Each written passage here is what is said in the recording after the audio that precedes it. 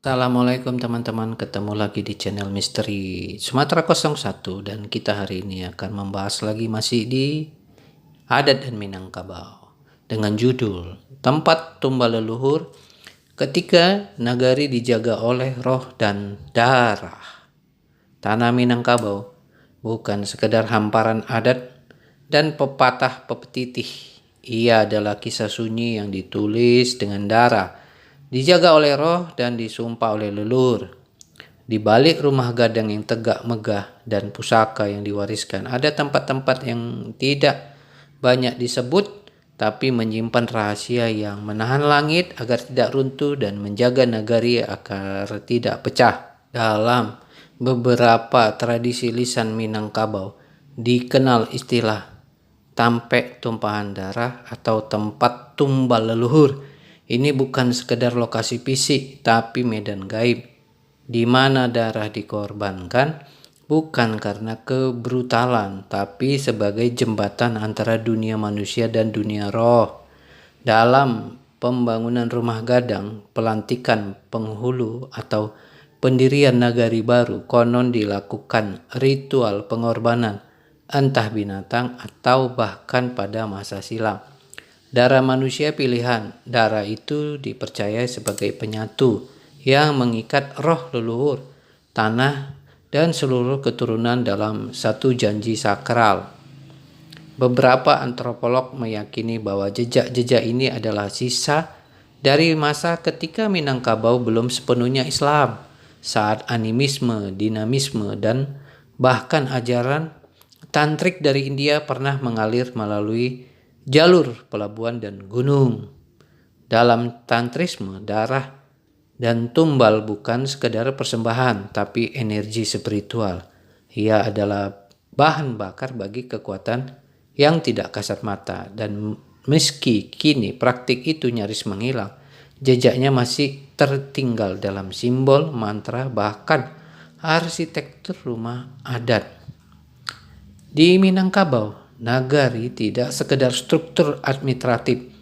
Ia adalah makhluk hidup, dijaga bukan hanya oleh manusia, tapi juga oleh roh-roh leluhur yang telah ditanam dalam upacara. Itulah sebabnya banyak orang tua dulu berkata, "Jangan sembarangan berkata di tempat ini. Di sini roh leluhur duduk." Mereka tidak bermaksud menakut-nakuti, tapi mengingatkan bahwa tempat ini telah diikat janji dan janji itu sakral. Maka ketika terjadi bencana, konflik atau perpecahan, sesepuh akan berkata, janji darah itu dilupakan. Roh marah. Sebuah cara bijak untuk menyadarkan kita bahwa spiritualitas bukan hanya urusan batin, tapi juga tata sosial. Kini banyak dari kita hidup jauh dari nagari, dari rumah gadang, bahkan dari bahasa ibu sendiri. Tapi warisan itu tidak hilang, ia menunggu. Dalam tiap ukiran atap, dalam tiap simbol tandua di rumah gadang, dalam posisi tungku, nantigo, tersimpan ajaran hidup tentang keseimbangan antara manusia, alam, dan roh. Dan ya, tempat tumbal itu mungkin sudah tidak digunakan, tapi maknanya tetap hidup bahwa setiap struktur adat butuh fondasi spiritual. Dan dalam adat Minang, darah adalah bahasa roh. Kita sering memandang modernitas sebagai lawan dari spiritualitas. Tapi bagaimana jika justru dengan kembali memahami akar leluhur, kita bisa menata ulang masa depan? Tempat tumbal leluhur bukan untuk ditakuti, tapi untuk dipahami. Ia mengajarkan bahwa kekuatan nagari bukan berasal dari gedung atau dana desa, melainkan dari kesadaran kolektif bahwa kita adalah bagian dari tanah, bagian dari sejarah, dan bagian dari roh yang telah lebih dulu berkorban. Maka selama kita masih menginjak tanah Minangkabau, selama masih ada rumah gadang yang berdiri, dan selama masih ada anak cucu yang bertanya tentang asal-usulnya, roh itu belum pergi. Ia hanya menunggu untuk didengarkan kembali. Di tanah basah, darah pernah jatuh. Tapi dari darah itu tumbuh akar, pohon, dan bayang-bayang kita hari ini.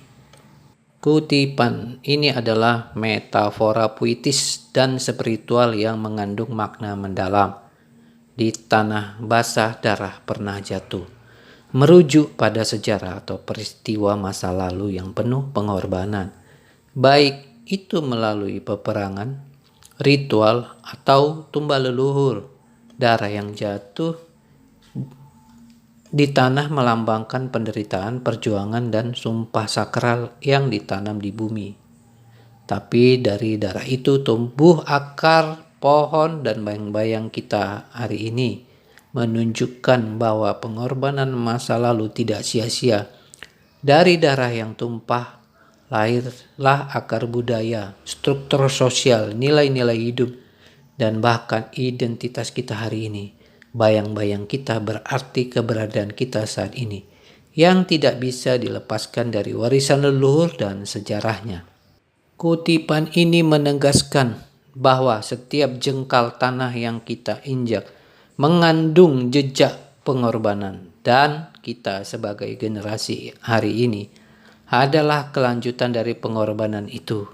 Maka menghormati leluhur dan adat bukan nostalgia, tapi bentuk tanggung jawab spiritual dan kultural. Artinya, kalimat ini mengajak kita menyadari bahwa tanah tempat kita berpijak hari ini bukan sekedar ruang kosong, melainkan warisan yang dibentuk oleh perjuangan, pengorbanan, bahkan darah dan doa para leluhur. Setiap tempat punya cerita, setiap langkah menyentuh jejak masa lalu. Dengan itu, kita sebagai generasi penerus bukan hanya hidup dari warisan leluhur, tapi juga melanjutkan roh dan nilai yang telah mereka tanamkan. Menghormati adat dan leluhur bukan sekedar mengenang masa lalu, tapi adalah tanggung jawab kita untuk menjaga hubungan dengan akar budaya dan semesta, agar kita hidup tetap punya arah, makna, dan kekuatan spiritual yang membumi. Intinya ini bukan romantisme, tapi kesadaran bahwa kita tak berdiri sendiri, kita berdiri di atas sejarah yang hidup. Kalimat ini menegaskan bahwa menghormati warisan leluhur dan adat bukan sekedar bersikap sentimental atau bernostalgia, melainkan sebuah kesadaran mendalam tentang posisi kita dalam arus waktu dan sejarah.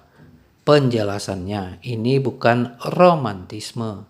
Maksudnya, pembicaraan tentang adat leluhur atau spiritualitas bukan sekedar bentuk idealisasi masa lalu atau rasa rindu yang emosional, bukan pula dongeng atau hiasan budaya belaka.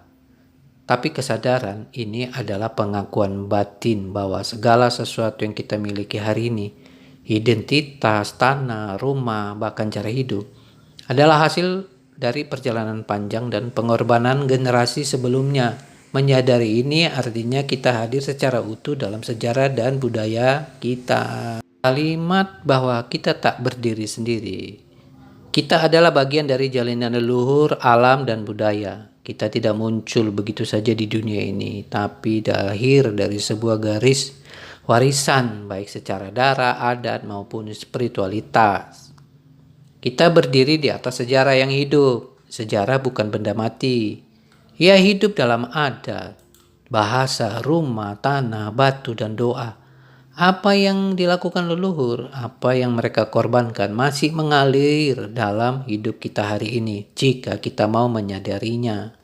Kesimpulannya, kalimat ini adalah ajakan untuk hidup lebih sadar, menyatu dengan akar kita, menghormati jejak mereka yang datang sebelum kita, dan menjalani hidup bukan hanya untuk diri sendiri, tapi juga sebagai bagian dari kisah panjang Minangkabau yang belum selesai. Ikut pantun Minang sebagai penutup dan puitis dan penuh makna sesuai dengan tema kesadaran akan warisan leluhur dan sejarah yang hidup. Naik ke puncak bukit barisan, angin bahembus nyaru rawang. Jika tak tahu asal usaha, kak mana kaki akan dibawang? Artinya, naik ke puncak bukit barisan, angin berembus menyapu rawa. Jika tak tahu asal usul, kemana kaki akan melangkah? Makna pantun ini. Sebagai penutup, pantun ini mengajak kita untuk menyadari asal usul kita agar kita tidak kehilangan arah dalam arus zaman yang cepat. Mengikat akar budaya dan leluhur adalah kompas spiritual dan identitas. Agar setiap langkah kita tetap berpijak pada nilai, bukan sekedar tren. Oke, teman-teman, sampai di sini dulu. Jangan lupa like, komen, dan subscribe. Ikuti episode-episode berikutnya. Terima kasih.